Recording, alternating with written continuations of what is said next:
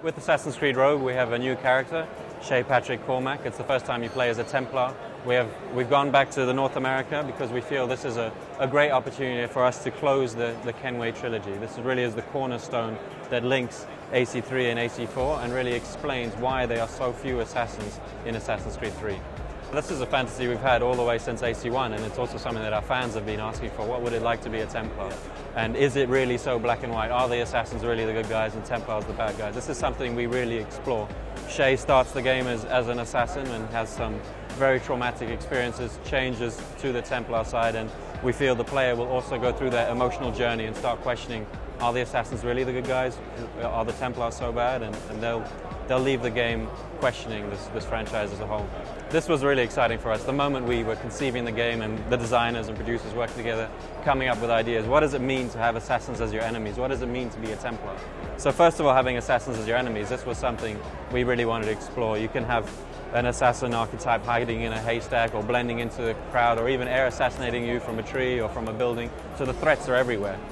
As being a Templar, you've now got this enhanced eagle vision because you started as an assassin, and you can detect where these assassin threats are coming from and try and get them before they get you. Also, being a Templar, you have access to greater weaponry. So as on ground, Shay has an air rifle with a grenade launcher attachment, and this allows him to manipulate the crowds in many ways, be it shoot a berserk dart into a crowd of civilians even. The rules are much looser now that you're a Templar. And on the ship, it means that you have more advanced weaponry of the time.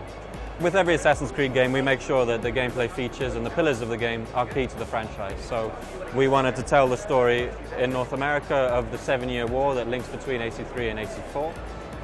And a lot of that battle was also fought at sea. And we thought it would be really exciting to take the naval combat up north. So now we're in the Gulf of St. Lawrence, around Newfoundland, just east of Canada there. And we have these frozen waters, we have icebergs, ice sheets, and it really adds a new layer of gameplay. So swimming is no longer so easy to do. If you jump in the water, you'll see your screen freezing over, you start losing health, so you'll need to get back to land or to a ship quickly. We have icebergs that you can blow up. These are destructible. You can use them as temporary cover if you just time it just right. They also form ripple waves when destroyed that can disrupt enemy ships. They also leave loot behind.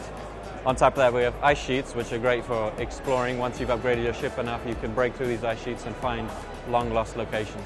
We've really pushed that a level further with our world design and our layouts to make sure the player always has an option to see his scenario ahead of him. He'll be able to get up high, whether it be in a tree or on a building, and with his grenade launcher or his more loose rules of being a Templar, he can really choose whether it be berserk dart that polar bear or you sleep dart those civilians to get the guards' attention. There's many different ways to play the game, so we've really not only made the layouts and the rules more open, but also more activities, and it's a wealth of things to do.